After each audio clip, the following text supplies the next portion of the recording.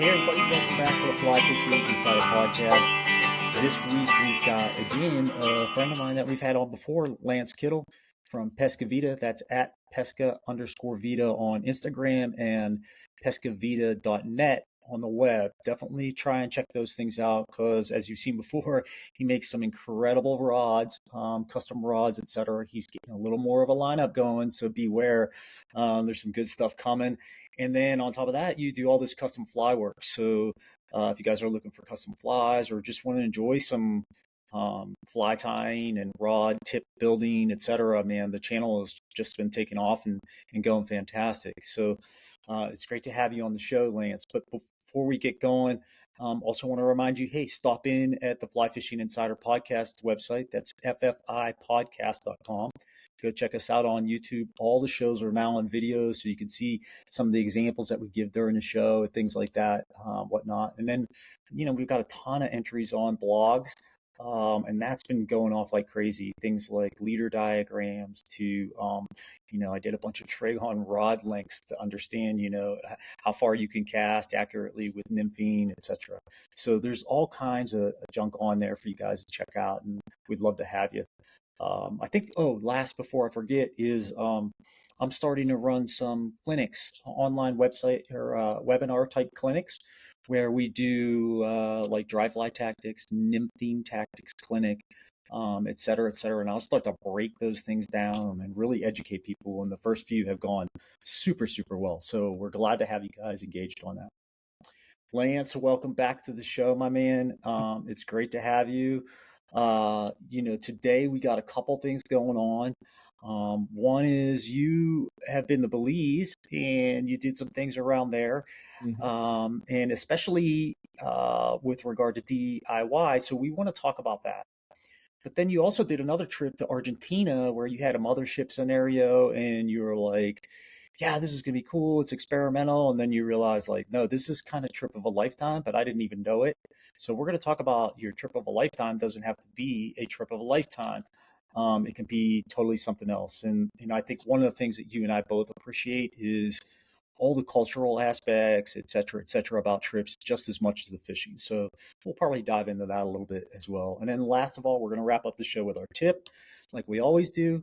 And that tip today is around packing. And I know, Lance, you have some things around packing, but I have some things I want to share too.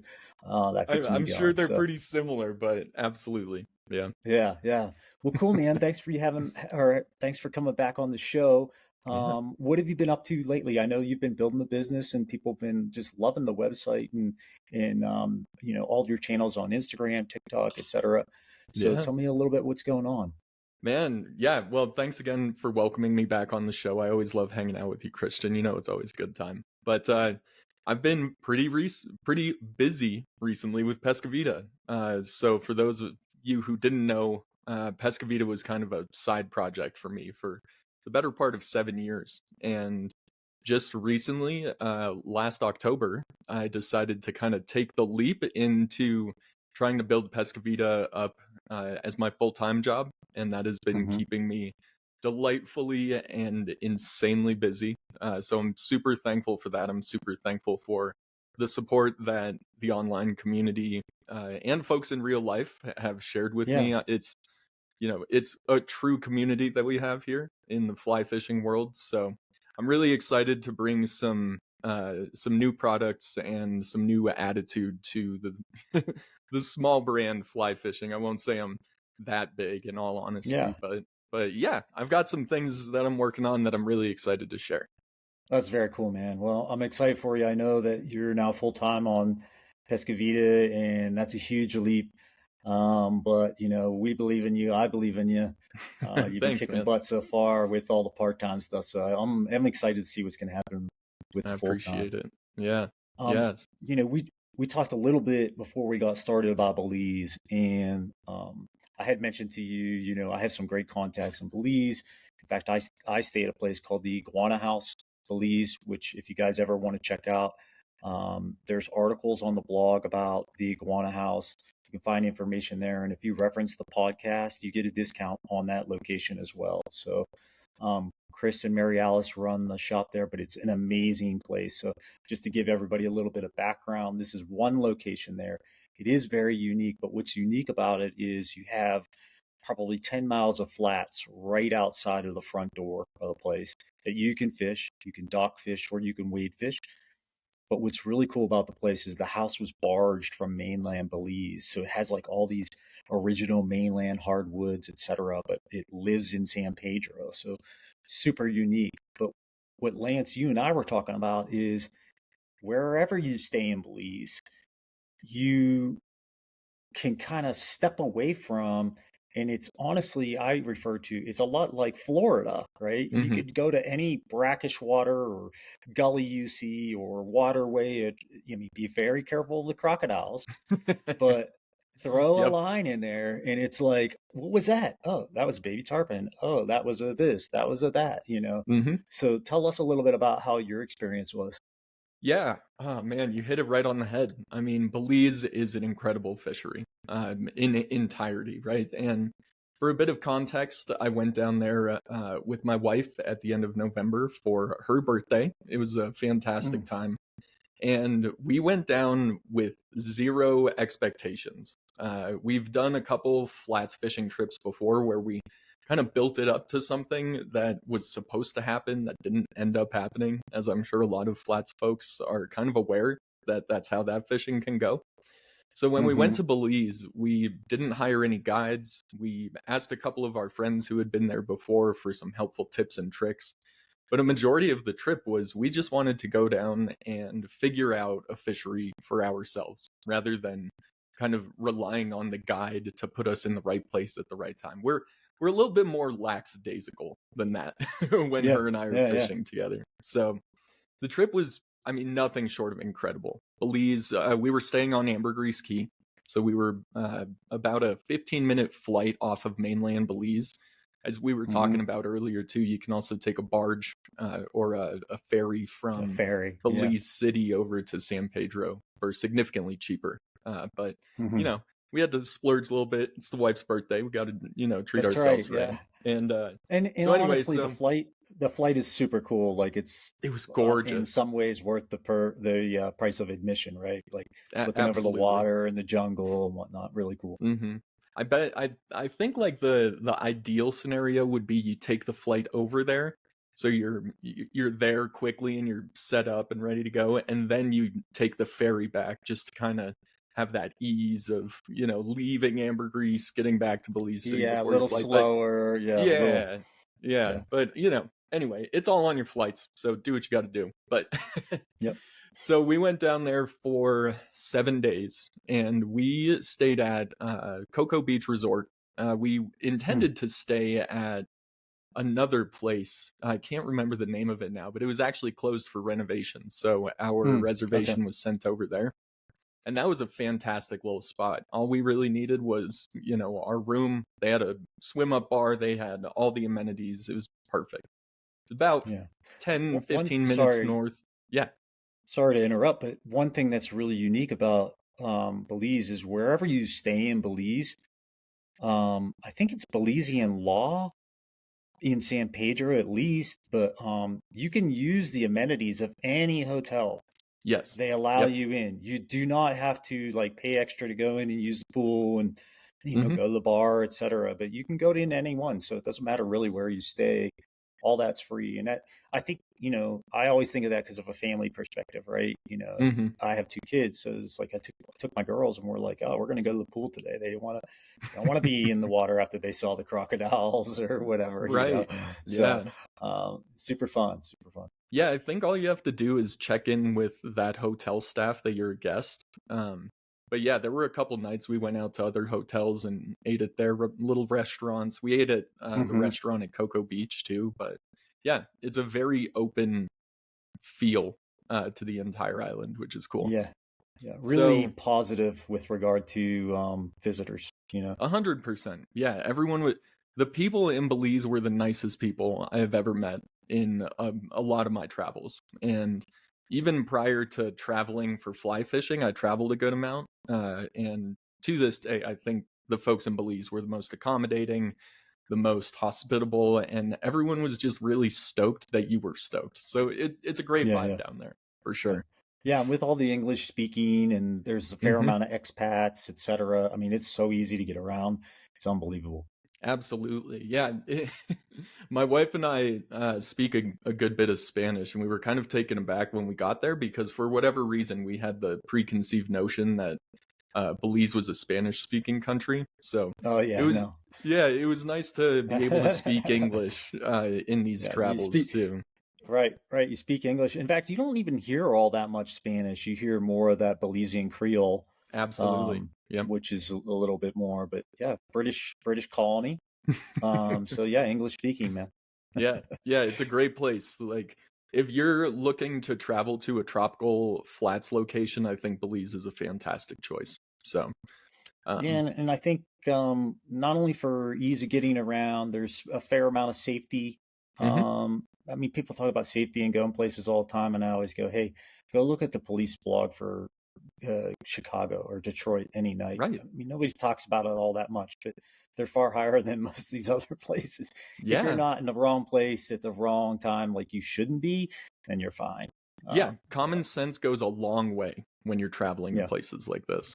yeah, yeah. So, And then you were talking about the fishing. The fishing's incredible for somebody who's like either a very experienced saltwater fisherman or is DIY new or just new in general because there's so many species and there's such a plethora of ways to catch different fish. So I'll let you dive absolutely. into that.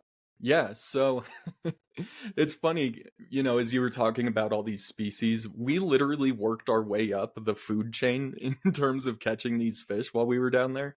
So the first day, we started out catching these little Mayan cichlids on little clouser Mm, minnows, right? Because they were absolutely everywhere.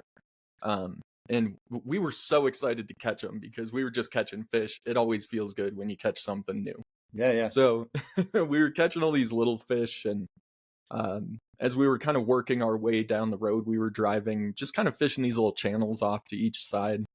Uh, my wife ended up catching a tiny little barracuda for her first Hmm. fish, and neither of Yep, us very knew what cool. it was. We were like, "Oh, it's a bonefish! It was not a bonefish, right?" So she brings in this little barracuda. She had like 12-pound test on too. I don't understand how she brought in so many barracuda without bite wire, but Yeah, you know yeah. that's her fishing finesse. She does a great job at it. And as we just kind of started working our way down this road, the fish started getting bigger, and we started hooking into baby tarpon. We saw bonefish cruising around. It's really just one of those places where, if your eyes aren't attuned to looking for fish, Hmm. especially different species, you can really key in on which fish you're looking at with experience there. So Hmm. by the end of it, we were fishing a hole that had a big school of bonefish swirling around in it, but there was a big tarpon hanging out in some of this moving water, and we saw a big barracuda move in at one point. So for us, we're very experiential learners, and we Hmm. love tropical locations because it's hard not to, especially when it's cold up here in Colorado. Right, right. So getting down there was a really cool experience. We got to kind of figure it out for ourselves, like I was saying. Like, stripping streamers for tarpon is a very different experience than stripping streamers for the trout we always catch. Yeah, And yeah. having the patience to put a shrimp fly in front of a bonefish and understand when to twitch it and the nuance there. We figured that out for ourselves, and it was one of the most rewarding experiences we've had. Yeah, yeah, yeah. And on 12-pound tippet, how to avoid barracuda. Yeah. Yeah, it's surprisingly hard to keep barracuda away from your flies. Yeah, they're Little hungry. did I They're know, hungry. That's And so cool. I mean, it's crazy to see how fast those barracuda swim too.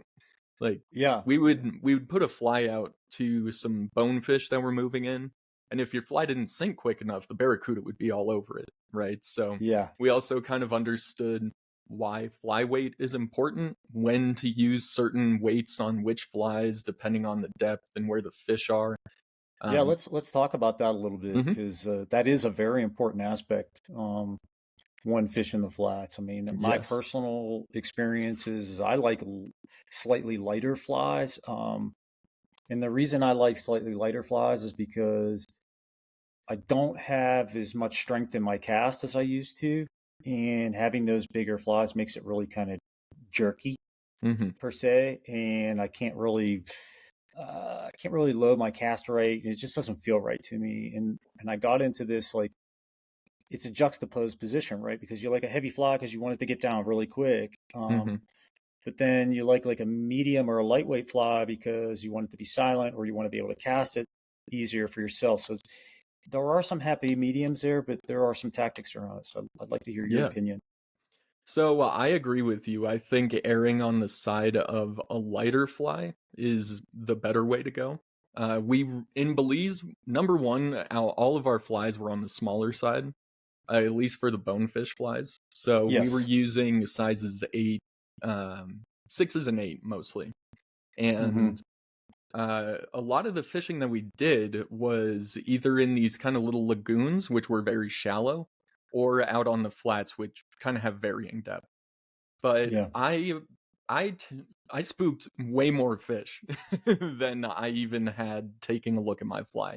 And that all came down to fly weight, as well as how far I Mm-hmm. was leading the fish, and I'm sure 20 other factors. But the one thing that I did notice was it's easier for me to control a lighter fly because Mm-hmm. you can just let it pause and sink in the column, and that's still movement and that's still action on the fly. Mm-hmm. Whereas when Yeah. I was fishing, so a lighter fly would be like bead chain, right? Just Right. a Right. light weight.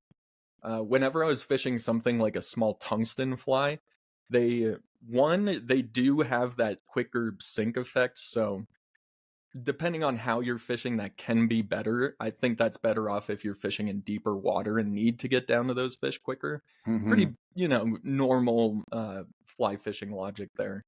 But the one thing that I really didn't like about the tungsten was how my fly would turn over.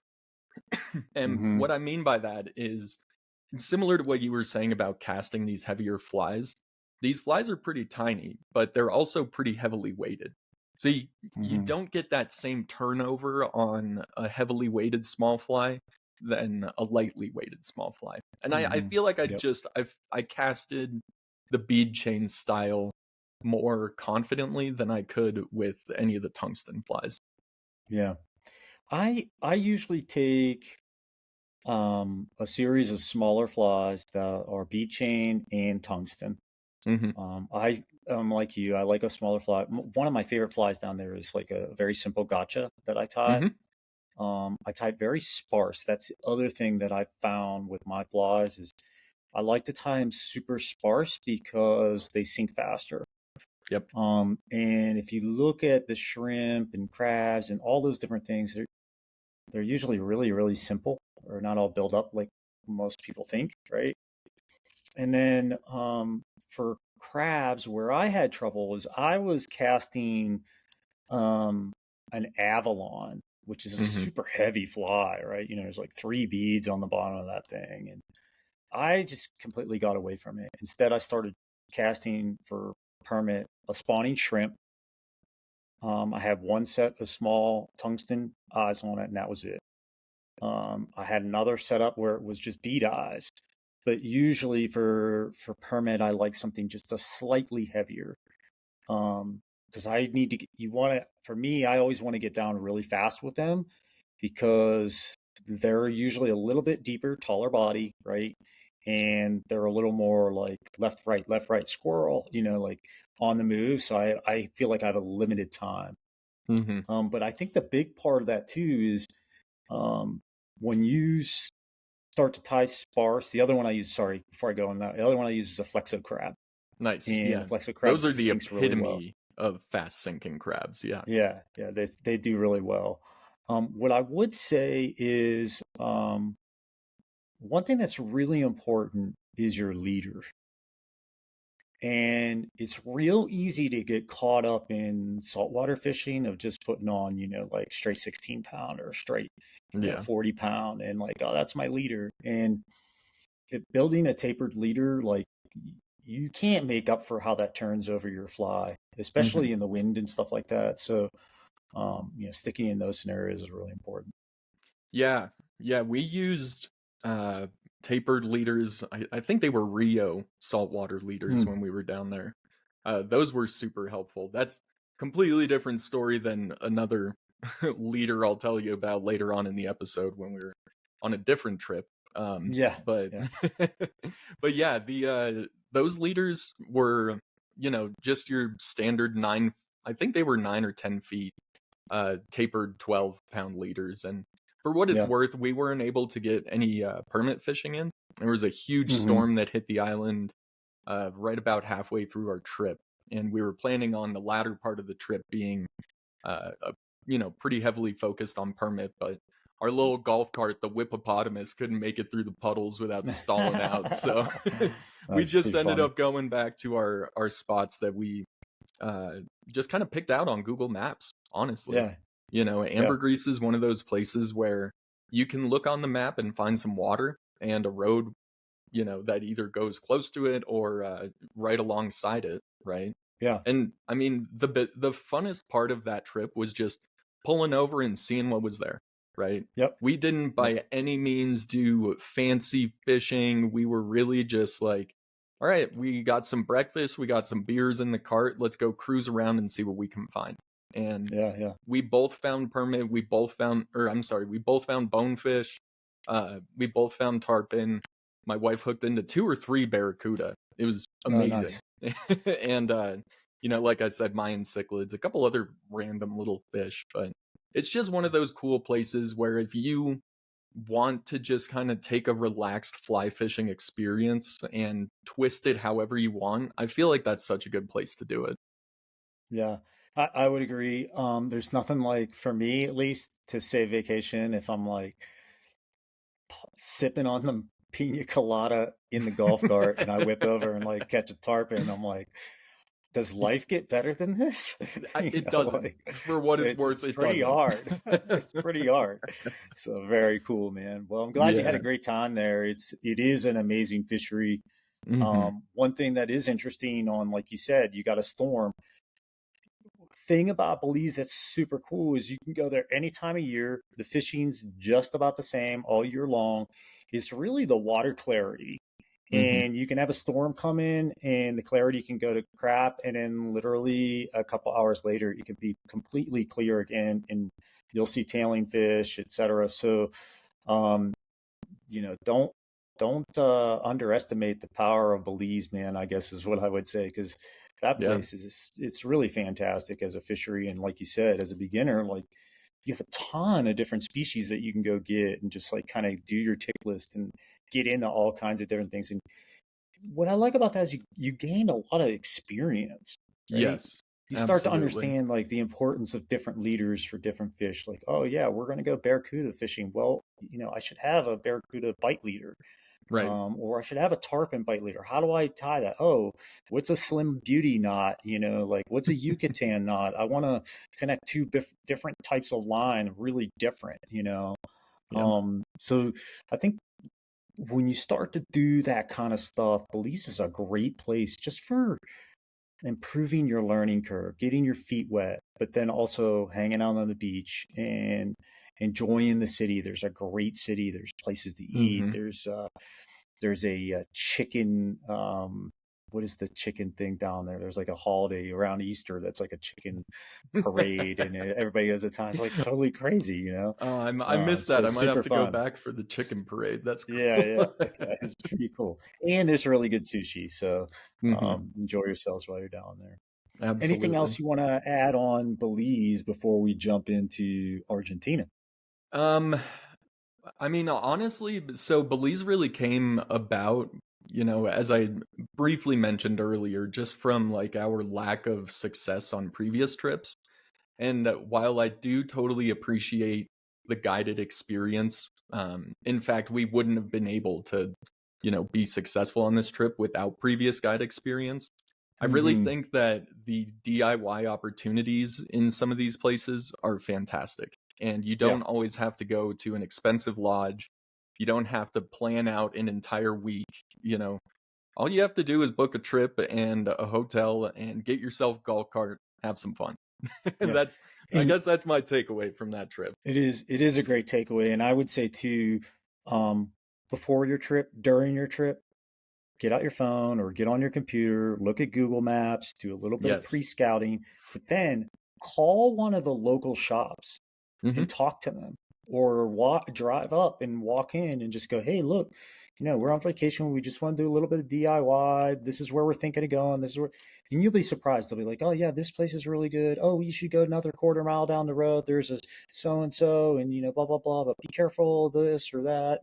Hmm. It's amazing how much they'll share. And then they're always going to say, well, but if you ever want to come back and get a guide, get a guide, because they Yep. know you're going to have such a blast that you're probably going to either come back at a second time, or you're going to go, let's just take a step and go get a guide for the day, and And maybe don't buy a forget couple to buy flies in some the flies shop. when Right. exactly. To say Yep. thanks, a leader or something, and I'll go Yep. from there. Or if you're talking to one of the guides in the shop, like end of your trip, swing by and give him like whatever's left on your spool of fluoro, and he'll be super stoked because they can't get that kind of stuff down there real easy. So, Yeah. all right, that's Yeah. a great way to go about it. Let's talk about Argentina.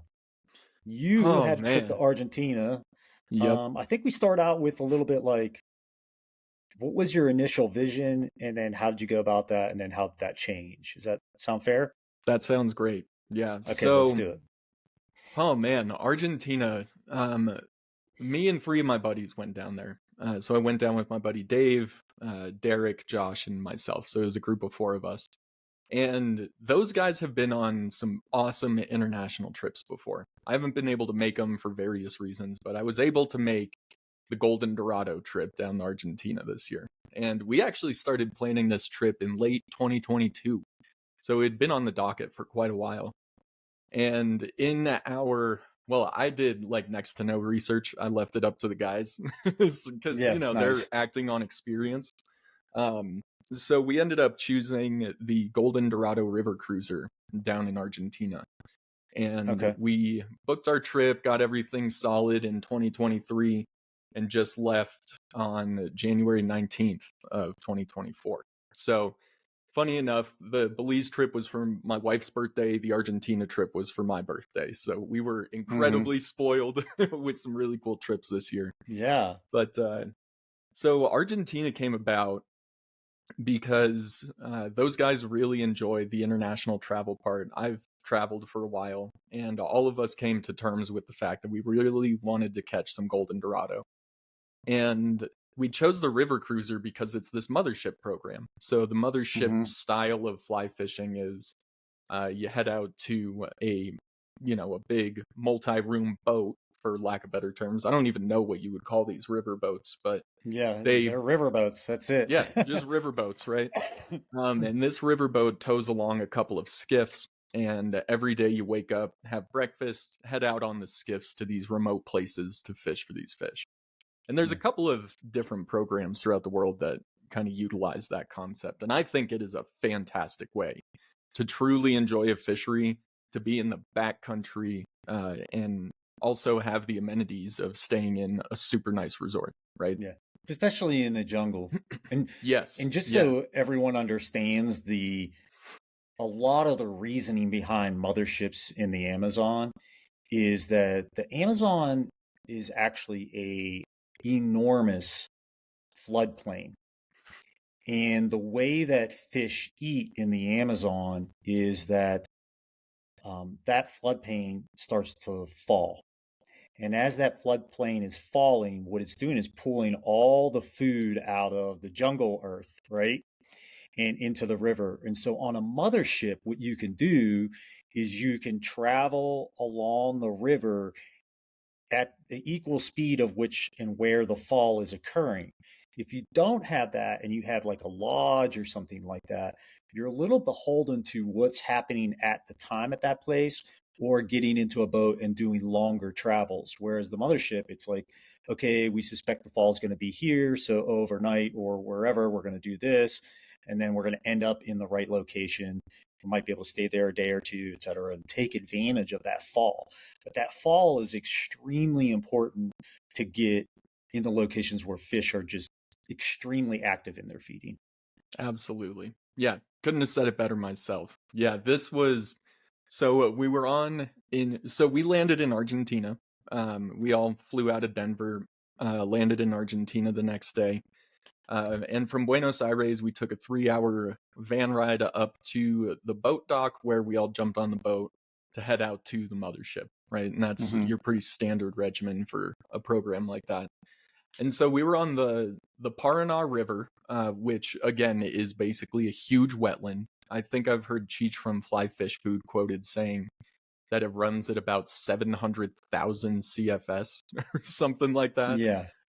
So it's basically a huge wetland, but there's current that run throughout this entire system. And just like you were saying, these currents push these bait fish balls. And I mean, there are a ton of fish in this river as well. Yeah. But they're all getting pushed around, and you'll find the Dorado feeding in these little channels where, the water gets concentrated. There's a better current pushing these fish through, and the Dorado just go absolutely insane, right? So I'm still trying to get over this trip. Like, I really haven't talked too much about it yet, just because it was one of those things where, when we touched down back in Denver at the end of the trip, I was like, what just happened, man? This is insane, right? So anyway, the trip was really, really successful. I think we brought over 200 Dorado to the boat between the four of us.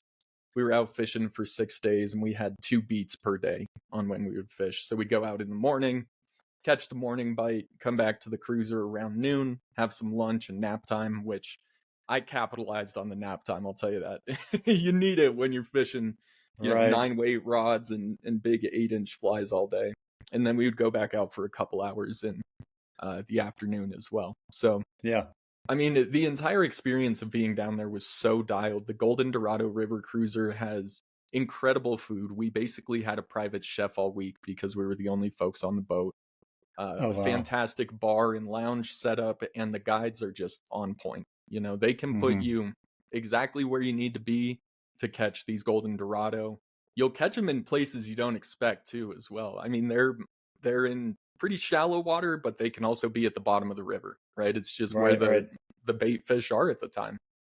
So I think, 2 of the things that came from this trip were the first day.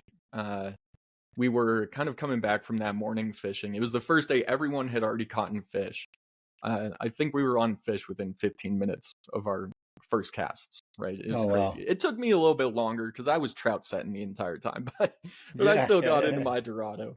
And stick with that strip set there, bud. Oh man, the amount of sass I got from the crew the entire week, I will never trout set again. That's because every time you trout set, they see their tip disappear, and they're like, "Oh my god, this guy's killing me." Yeah, and there's these huge fish out there too. I guarantee I missed twice as many fish as I landed. It was just that crazy out there. But so yeah, this first day we're kind of working our way back to the boat for lunch, and we're kind of in this weird tributary area where my boat was drifting down this channel. Our friends were in the other boat drifting the main channel, and we all kind of met up right where all that water connected. And right off to our, I guess that would be our east side, or yeah, we'll go with east side. There's no mountains. I couldn't tell you which direction it was. Right. But we see this tree, and we start hearing a little bit of commotion in the water, and all of us are looking over there.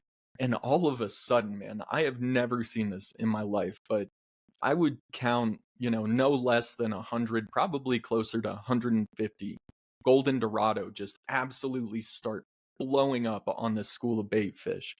And we were standing there. We had poppers and streamers ready to go, and we were casting into them right as we really saw them take off. And I specifically remember one strip I was doing. I was strip setting for these fish, fortunately. Yeah. But I'm pulling in my popper, and every single strip, a huge Dorado would come and knock the popper in the air, right? And you just see these little tiny bait fish flying all over the place, and there's big Dorado heads coming out of the water, and water's going everywhere. It's like one of those National Geographic moments where just all hell breaks loose. It was insane. So needless to say, east side is a school of baitfish. You can see them getting totally destroyed by Golden Dorado. I didn't know you were David Attenborough, Christian. That's My right. Goodness. But seriously, if he was there narrating over my shoulder, that would have just been the cherry on top, right? But needless to say, we all doubled up on those Dorado a couple of times before heading out and letting them do their thing. But seriously, that was the most intense fishing of the trip. Like, there's big fish exploding out of the water. Everything's chaotic. We're trying to get our casts out there with as few false casts as possible. We're trying to avoid obstacles and grass and debris floating down. It's just calamity, right? Yeah. So that was a pretty cool way to turn 31. That was on my birthday too. That felt very pretty cool. good. Well, congratulations, man. That had to be awesome. It set the tone for the trip. Were you guys fishing floating lines, I would think, for the poppers, but were you fishing intermediates and sinks as well on streamers? Mm-hmm. Yeah. So floating lines were dedicated to poppers for sure. Anytime we were fishing streamers, it was always intermediate. Just because it's weird how the Dorado kind of stage themselves for these ambushes on smaller bait fish, but as you were saying, there's kind of levels in the river, right? So as the water goes down, they'll move on to the next step, or they'll move down onto the next step after that. And the intermediate line did a really good job of allowing us to put a fly on top of that first step, and we'd give 2 or 3 pretty aggressive strips, and then it would sink, and we'd slow strip, and then you do a count. Exactly. Yep. So that's kind of the way we were fishing the intermediate lines, and that proved to be the most effective. And did you have 2 rods set up at all times? Like I have a popper rod and I have an intermediate rod that I'm going to use. Yep, exactly. So those guys, the rest of the guys, I think brought 8 weights. I brought 9 weights just because I was like, I'm going to horse these fish if I have to. Yeah. So I tend to bring a slightly overweighted rod just for my own confidence, as well as being able to cast those big flies. But 8s and 9 weights, 2 rods a piece set up in that popper and streamer variation was pretty much how we rolled all week. That's very cool. Were you able to tie some of your own flies and take your own flies? Yep. The first Dorado I caught was on a fly that I tied, which felt pretty dang cool. I also caught my first popper fish. Is it up on the wall now, or is it still? It is. Yeah. I've got some frames coming in so I can put up the picture and then the fly underneath. Very cool, man. Cool. Yeah. So that'd be really cool. Yeah, and what did you have on, like a deer hair popper or something, or give us a little description I had of what a double barrel. Was. Let's see. For the popper, I fished a black double barrel popper all week, and it's just a big foam popper. And then for streamers, we were mostly fishing Andino deceivers. Just kind of your typical larger predator streamer, mostly in darker colors. Although I will say my 2 favorite flies that I fished that week. The first was an articulated rat fly that I made with a reversed double barrel popper. That thing moved some fun fish, and it was just super fun to swim around in the river. I think it's like 2 6-aught hooks articulated together, so it's a fun one for sure. Yeah, and you can see it like crazy, and then the anticipation and everything else. It has to be pretty wild. It was cool. I hooked into this one Dorado with it. And it was just such an airborne aggressive take, trying to knock the rat out of the air, basically.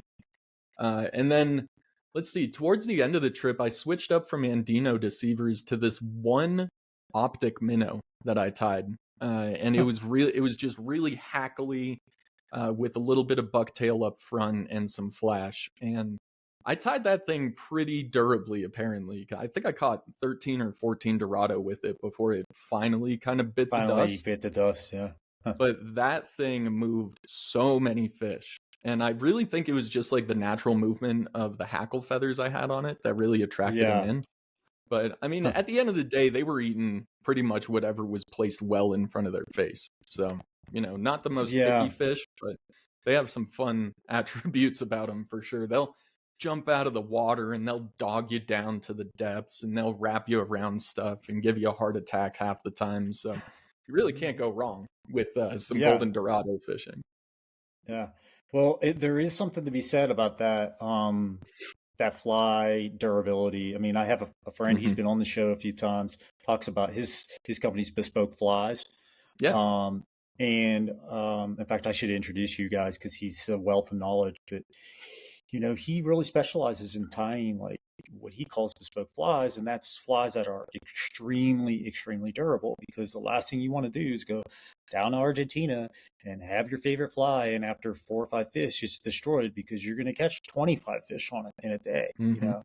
And it's like, what are you really going after there? You can whip up a bunch of flies, and if they're all junk, they're just going to fall apart. So, Yeah. some Yeah. really cool things to think about. Yeah, and I think, fly durability is talked about in every style of fly fishing, whether it be for trout all the way up to these big toothy critters. And Mm-hmm. I think there's a little bit more merit to fly durability when you're chasing after predator fish.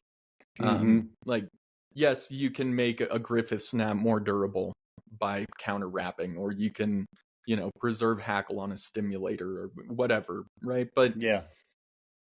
I just don't have the same disposition of overly durable flies for trout fishing, right? I Yes, can whip I up agree. enough stimulators to feel confident that if I catch a few, then good enough, right? But Yeah. when you're And fishing and for part of big the toothy things, it's different. yeah, and part of the a huge part of durability on trout flies is not using your hemostats to get the fly out. And if you Hmm. do, grab the hook, don't grab the fly. Yep. I mean, there's a tip for you right in itself. I mean, you have like a stimulator. I mean, a lot of people go in, they'll just grab the freaking head of that thing with their forceps and yank, yank, yank, Rip it yank, out. and you're like, holy smokes, you just beat the crap out of that fly. That was far worse than what the fish did. Instead, slow down, grab the bend of the hook, and gently pull it out with the Hmm. forceps, or just use your hand. Yeah. And you could push right on the eye of the hook, and it a lot of times come right out. Yeah. But Yeah. that can be huge, like you said. In durability is usage. But yeah, when it comes to predator flies, it's a whole nother story. You're Hmm. dealing with usually stronger jaws, much more teeth in those scenarios. Yeah. You're also getting hit more often versus just eaten, right? Exactly. Yeah. And those fish are really designed to hit and eat first with their teeth and then swallow. Yes. So Yep. it's a little bit different, right? Yeah, those Yeah. Dorado when they're hunting, most often they're hunting these fish called sabalo, right? Which is not a tarpon. It's a similar kind of. It's not similar, but it is a silver fish that these Dorado often feed on in the Paraná. And what they'll do usually is come up and bite the fish in half prior to eating the rest of the fly Mm, or the rest of the fish. So you fish. kind of Yeah. have to design your flies around that methodology as well, right? So you are going to have a lot of teeth on those flies. I still have that popper. It's pretty beat up now, but you can see how many teeth marks there are in the head of it. Oh, yeah. I'm They sure it's just mangled. Yeah, it's crazy. Those fish are vicious. You want something that's going to be able to hold up to at least one of them, right? So, Yeah. there's probably going to be 4 or 5 that try to take your fly before you end up hooking that fifth or sixth. Just Yeah. on the durability side for predator fish, durability is definitely key. Yeah. Very cool. Well, thanks for sharing that, man. Yeah. Two awesome trips. I mean, that just had to be a blast. And excuse me. I love how you learned a lot of lessons on them, right?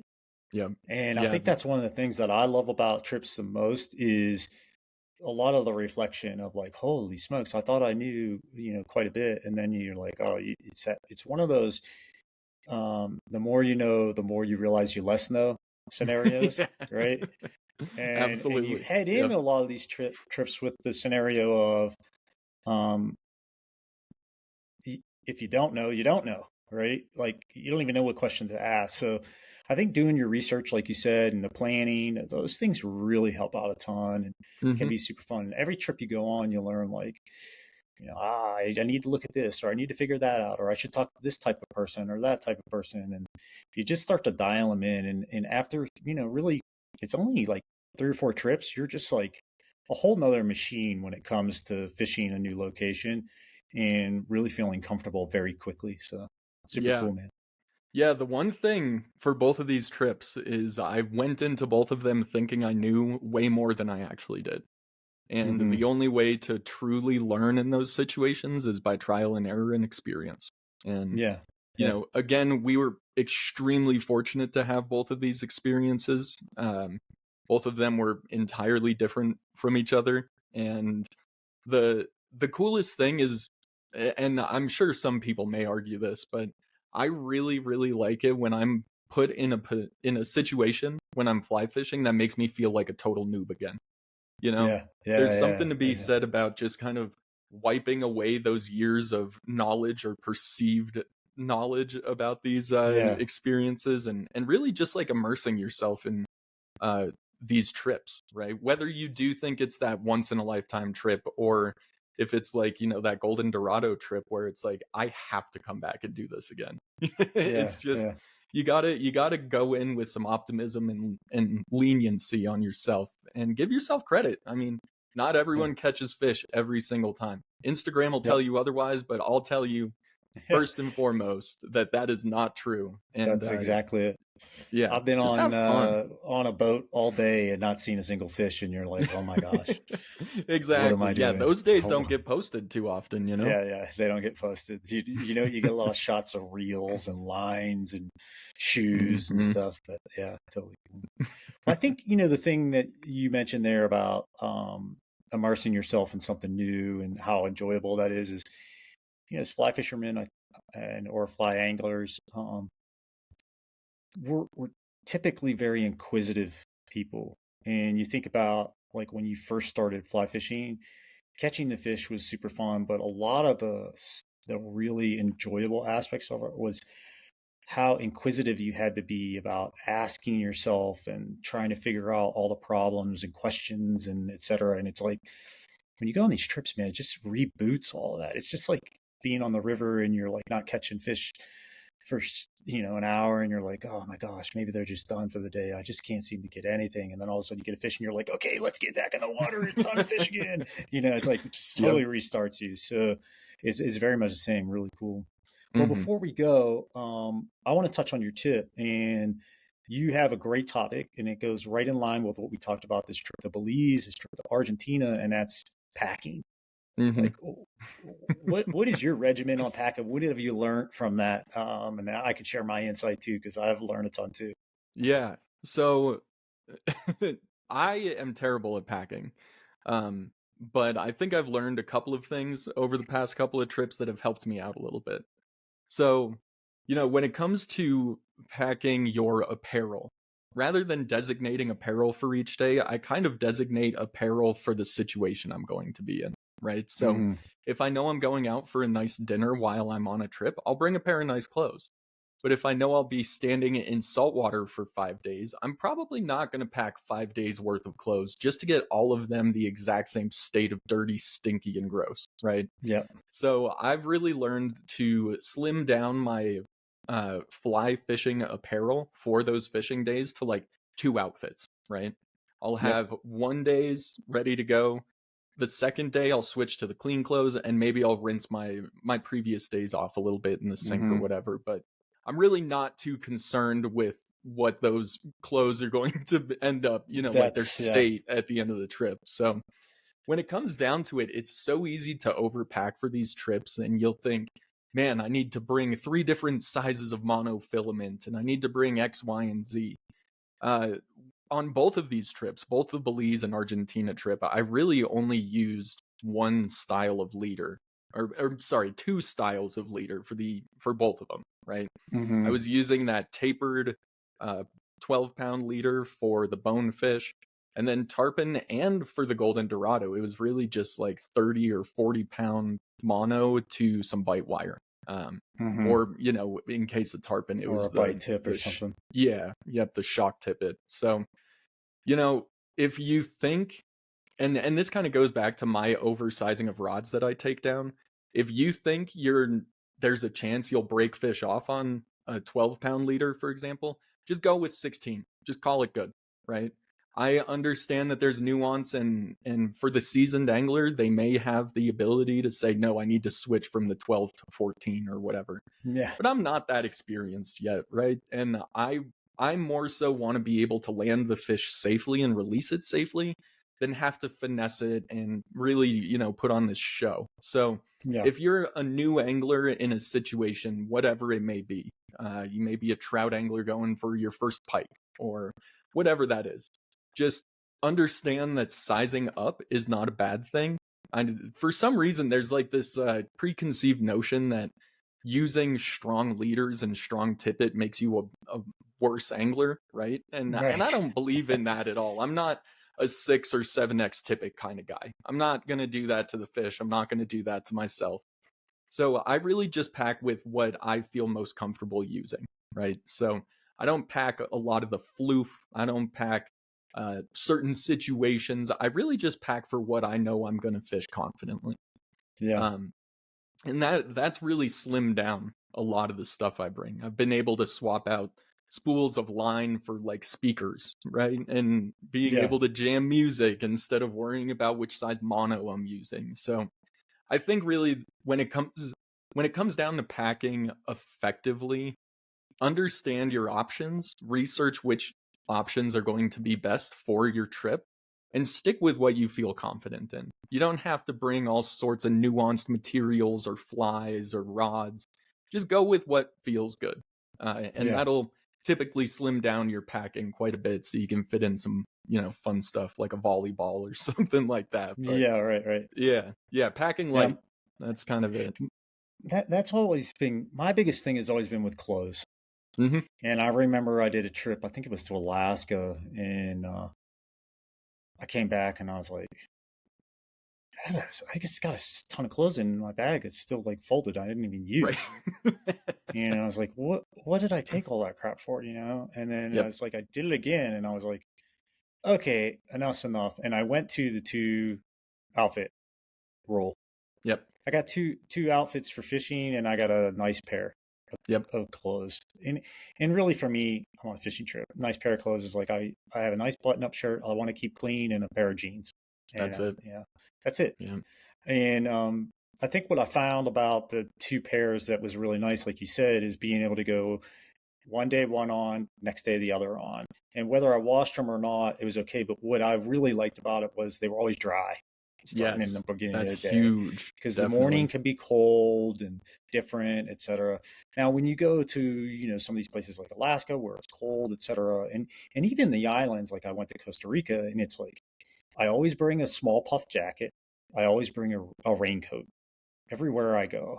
I don't Mm-hmm. really care what the weather's going to be like because I can leave it in the lodge, but like there is nothing like being on a boat in the middle of Costa Rica and it's like 85, 90 degrees out and you're like, this is unbelievable. And then a storm rolls in and it's like, it goes from 90 to like 79 and you're like, oh my God, I'm freezing because you're Yep. soaking wet. You don't have a raincoat and it's like coming down like buckets on you. And believe Mm-hmm. it or not, you can get hypothermic really quick. And you also have to, I always kind of have what I call my oh shit kit. And my oh I shit love kit that. Yeah, I've got one too. is like I usually have a jacket. It has some kind of like fire material in it, and then there's another warm layer, and I always toss in a tassel cap and either if it's a tropical area, a lighter pair of gloves. If it's a cold area, I have a slightly heavier pair of gloves because I Mm-hmm. always think if I ever get stuck somewhere, the most important thing is I got to be able to keep my hands warm because I got to be able to make it through that. And Yeah. Yeah. those few things are super key. Now, there's all kinds of electronics you can take for spots, etc., and they're super worth it if you're doing your own stuff, etc. And if you're with a guide service, they're gonna have all that stuff. So Right. not necessarily as much of a concern. And if you're with a good guide service, they're going to say, "Hey, look, this is our emergency radio when you get on the boat. This is our emergency, yada yada yada. PFDs are Yeah. here, yada." And if they're not doing that, you need to ask those questions. Yeah. Like, hey, something. Do we have PFDs? Do we have and if they look at you like PFD, what is PFD? You're like, okay, be ready for it. So, Yeah. well, Yeah. cool, Being man. ready, I think, is the biggest thing for sure. I'd Whether you say pack light or not, just have the gear that you need. I think that's probably the biggest takeaway. Yeah. And I'd say rod wise and stuff like that, like, not everybody has 10 rods. And, Yeah. coming up with something that, like you said, works for you. Maybe it's a little heavier, maybe it's a little lighter. Mm-hmm. Things you need to consider are like wind. I love taking a 6 week weight down the Belize Mm-hmm. because the bonefish are smaller. It could be super fun, and I've taken a glass rod, and it is like an Oh, I bet absolute that was. blast. Yeah, But if you absolutely. only have that glass rod and it's like windy out, you better know how to cast a glass rod and really get your line speed up. Otherwise, you're just like all over the place. It's super, super Yeah, hard. yeah, you're gonna have a And I'm bad not time. that guy, so I take a graphite rod too. There you go. So, Yeah. um, but I do some little things like I have a buddy of mine. He loves like one of those Sims rod vault type things, or Mm-hmm. Fish Pond I think has them, and he can put all his stuff in there and he can Oh, carry it those big on. And like he's like, barrel they're almost like rod a no, carriers. they're like a rectangular one, Oh, okay. and I gotcha. he could put a couple reels in it and a couple rods and line and everything, and he's got it all set. My personal preference is when I go somewhere, I really pack all my stuff except for a small box of flies. I put that in my carry-on, and Mm-hmm. I always take my rod tube, which is a bigger Sims rod tube, Mm-hmm. and I could put like 4 or 5 rods in it, but the top is a perfect size for me to stick a reel in. Mm-hmm. So I have like my rods, and I have at least one reel with a floating line or whatever type of line I know I'm going to most likely want to have. And that's like my on plane oh shit kit. If my luggage gets lost, I got a rod and a reel, and I'm good, and some flies, and I'm good. That's like it. Yeah. That's So, a great point.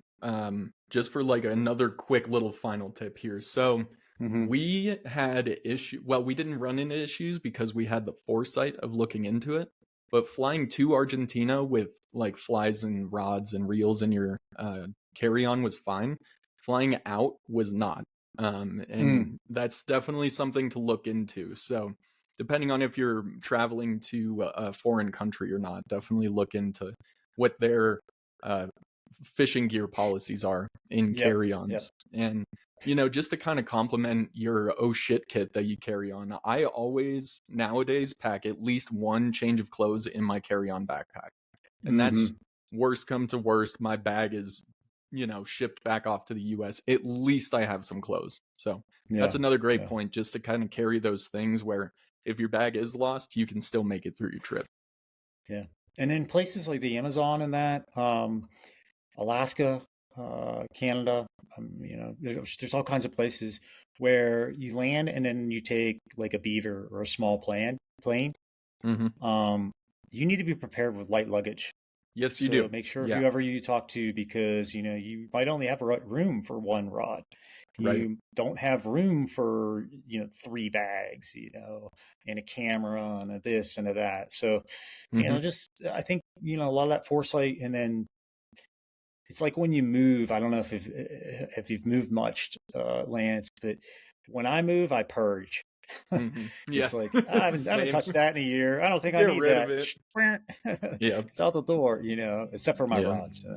yeah. Those Fly those rods. It's like always I haven't come touched with that in 6 years. That's a great rod. one of you these know. days. One Yeah, of these that's a good days. point on the baggage. Your 50-pound limitation on a commercial air flight may not be the same 35-pound limitation on a regional flight too. So Yeah. pack accordingly. Make sure you're under or being prepared to pay extra for your bags getting places. Cool. Well, thanks everybody for attending again. Go check out Lance's website. It is pescavita.net, and on Twitter and Instagram at pesca_vita. He's got some awesome stuff, guys. I know you've enjoyed the last show, and you're going to enjoy this one. So stay in touch. We'll talk to you guys soon. Have a great week.